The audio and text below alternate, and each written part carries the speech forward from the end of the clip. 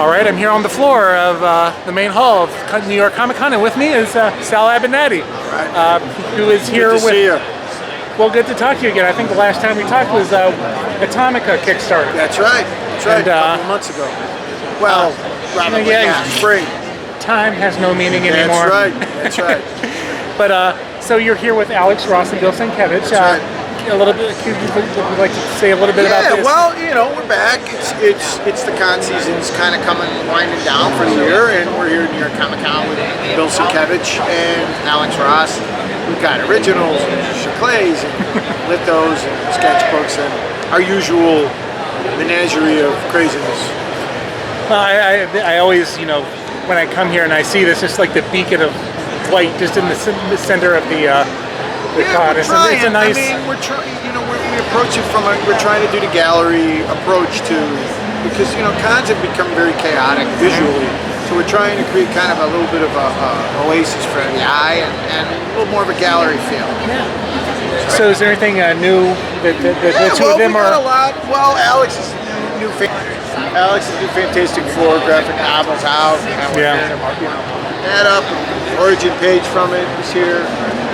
Mr. Bill Sienkiewicz gave us a lot of new originals.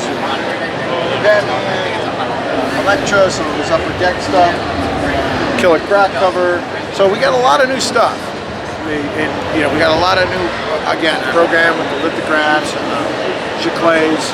It's kind of, you got to create different price points because this is original art. A lot of this is original art, but that's a different market.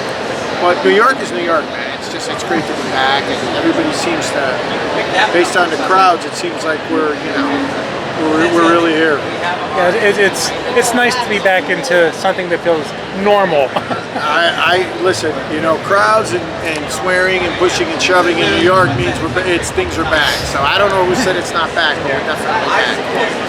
So you were also out at San Diego this year. Yeah. Was that kind of? It was great. I mean, it was, we were still kind of on the end of COVID a little bit there. There were some people that were gun shy about it. There were some mandates, but it was our best San Diego ever. It was tremendous. It really was. All kidding aside, it was a great show. And also, it's great to feel back. Like we feel like we're getting back. 2 years home with the kids with the homeschooling that was like SEAL training. Yeah. So I'm excited to be back. And so let's talk a little bit because you yourself, as we've talked before, are a creator, and you've done. Well, over COVID, we had I had a chance to everybody had a chance to kind of reshuffle the deck a little bit, and I'm a comic creator as well, and I went back and I was able to finish up a couple of projects and put them out to Kickstarter to kind of get a feel if there was interest in them, and it was tremendous. It turned out really, really well. We exceeded what we thought we would do with The Hostage and with Atomica, and which honestly was one of the best graphic novels of the year. Thank you. I really appreciate it. I appreciate the support, and it's good that it's important to continue to cultivate your own work as well, which is why I felt it was necessary to get in there. But this is a whole different beast. Yeah. So any more on Dago's on the Moon? Yeah, actually, I'm about 65 pages into Dago's on the Moon, which will be I'm shooting for this time next year because I want it to be as as ambitious as possible because I got the time to. And I don't know if I'll go through Kickstarter this time. I might do it that way again. It seemed to be the model during COVID, and it worked out well for an indie market. But yes, it's a labor of love, so it's definitely in the pipeline. All right. Well, do you want to give like a final pitch for Alex and Bill, and then your stuff? Well, these guys don't really need much. It's like working with Galactus and Annihilus. These two. No, we're here at Comic Con, booth 2843. We've got a lot of stuff out. We're all over Twitter and Instagram and Facebook. And, Alex just produced the Villains mural. That is awesome. And we're very excited. It was something he produced during COVID. It's kind of the follow-up to the Marvel mural. Bill's working on a lot of great stuff now with Batman and Upper Deck. We've got a big Upper Deck series coming out, and he's doing covers for Dune.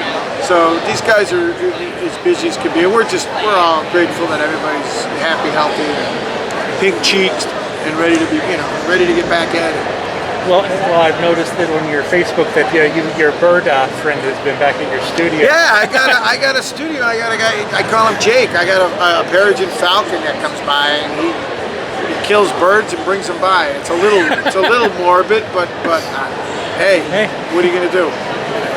Well, I hear it's a good sign. They say in some cultures that's supposed to be a good sign, but I don't know. Well, it's a pleasure to talk to you. Pleasure to see you again. Always great. And I really appreciate you stopping by. Well, thank you for taking the time. And thanks for always being so supportive of all the stuff that we're doing. Well, from the early days of Comic Geek Speak, then That's right. Yeah. Never pass up a. It was a million years ago. Yeah. Never pass up an opportunity. Right after the flood was when I did Geek Speak. All right, well, I'll let you get back to your All right. booth, and good to see you, and enjoy the rest of the show.